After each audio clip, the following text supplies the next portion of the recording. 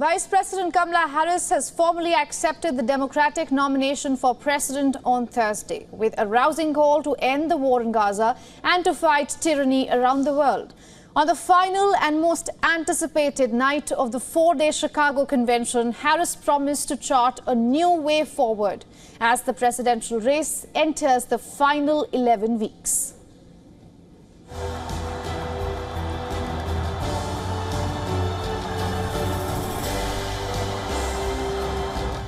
Chicago's United Center brimmed with energy and people. The arena's 23,500 seats were filled, and arena staff briefly blocked more people from entering the facility. Chants of Kamala and USA reverberated at Chicago's United Center as she took the stage. On behalf of everyone whose story could only be written in the greatest nation on earth, I accept your nomination to be President of the United States of America. Harris went directly at her Republican rival Donald Trump. She blamed him for the horrors some women have faced amid the implementation of strict state-level abortion laws. Just imagine Donald Trump with no guardrails, and how he would use the immense powers of the presidency of the United States, not to improve your life, not to strengthen our national security, but to serve the only client he has ever had, himself. And one must ask, why exactly is it that they don't trust women? Well, we trust women. We trust women. And when Congress passes a bill to restore reproductive freedom, as President of the United States, I will proudly sign it into law. Kamala Harris vowed to bring back and sign a bipartisan border bill should she win the election in November. I know we can live up to our proud heritage as a nation of immigrants and reform our broken immigration system. We can create an earned pathway to citizenship and secure our border. Just hours before Kamala Harris made her speech, Trump visited the US-Mexico border in Arizona and called Harris a lazy border czar. We had a border czar who was the border czar. She loved the title, but she didn't want to do the work because she's lazy, and probably more importantly than being lazy, she wants to have an open border. Not only domestic issues, but international matters also were part of Kamala's speech. After days of protests from Palestinian supporters who were disappointed at not getting a speaking spot at the convention, Harris delivered a pledge to secure Israel, bring the hostages home from Gaza, and end the war in the Palestinian enclave. What has happened in Gaza over the past 10 months is devastating. So many innocent lives lost. Desperate, hungry people fleeing for safety over and over again. The scale of suffering is heartbreaking. President Biden and I are working to end this war such that Israel is secure, the hostages are released, the suffering in Gaza ends, and the Palestinian people can realize their right to dignity, security, freedom, and self-determination. Harris remembered her Indian-origin mother, Dr. Shyamala Gopalan.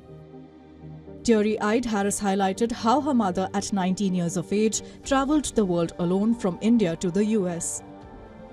She lauded her mother's unshakable dream to be the scientist who would cure breast cancer. When she finished school, she was supposed to return home to a traditional arranged marriage. But as fate would have it, she met my father, Donald Harris, a student from Jamaica.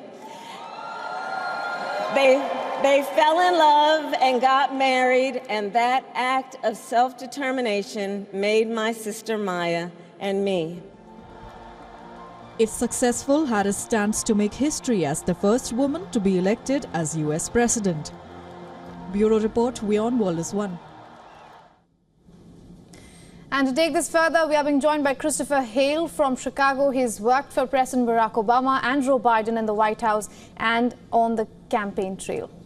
Christopher, good to see you yet again. Hope you're doing well. Thank you for having me. It's been a busy week. My hair is losing because I feel like I haven't slept much in the past week, but I really appreciate joining you. I was just going to ask, Chicago is awfully quiet today, isn't it? Yes, thank God. I think most Chicagoans, I'm not a Chicagoan, I think most Chicagoans are ready for us to get home. They're thankful for the economic impact, but they want their city back. Understandably, a quiet August has turned into quite a festival here. Right. Christopher, this is something we briefly touched upon before Harris's speech, of course. And today I can quote her. We have her speech. She said that we are charting a new way forward. She says this while standing by every single policy of the current administration. Isn't this confusing for the voters? You know, it's a great question. I think that what might be of interest to your viewership, really in the United States, these elections are not about policies. For better or worse, they're not about policies.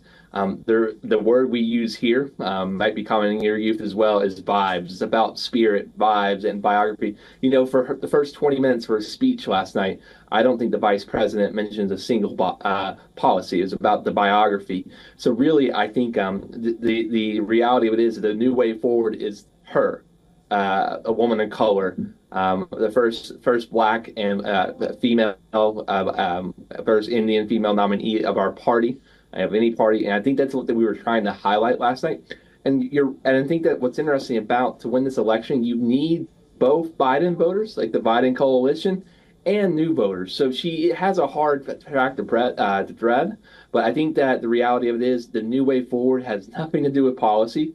It has everything to do with her. And so we'll find out that this resonates with the voters. Right now, we're on a high. I mean, I think quite frankly, right now we are winning a close election, but the attacks will come. And attacks will come on prices, on the economy writ large, et cetera. And we will see if Vice President Harris is able to withstand those attacks. She hasn't gotten them yet, really. Right. Speaking of this Democratic high, we are hearing that Robert F. Kennedy Jr. has quit the race from the presidential race to the White House, of course. We're also hearing that he might have a sit-down talking with Donald Trump. Do you think that could change the course? Yeah, I think, quite frankly, we'll endorse him. I think the reality of it is that Robert F. Kennedy's support has been dwindling for months. We find really the phrase that we use in elections is that people come home. And third parties oftentimes struggle at the end of the election because really most voters, especially on the side of voters, want to vote for a candidate who wins. We discount how much people want to vote for the winning ticket. So I think it might have a marginal effect, to be very specific, but maybe anywhere between 0.5% to 1% bump for Donald Trump. And obviously the margins matter. I will say, frankly, it is a win for Trump that Kennedy is dropping out of this race, but I don't think it's a massive win. I don't think it's going to be a major shift in the race. All right, that's interesting. Thank you so much for joining us, Christopher, and getting us your insights from Chicago. Thank you so much. For all the latest news, download the WION app and subscribe to our YouTube channel.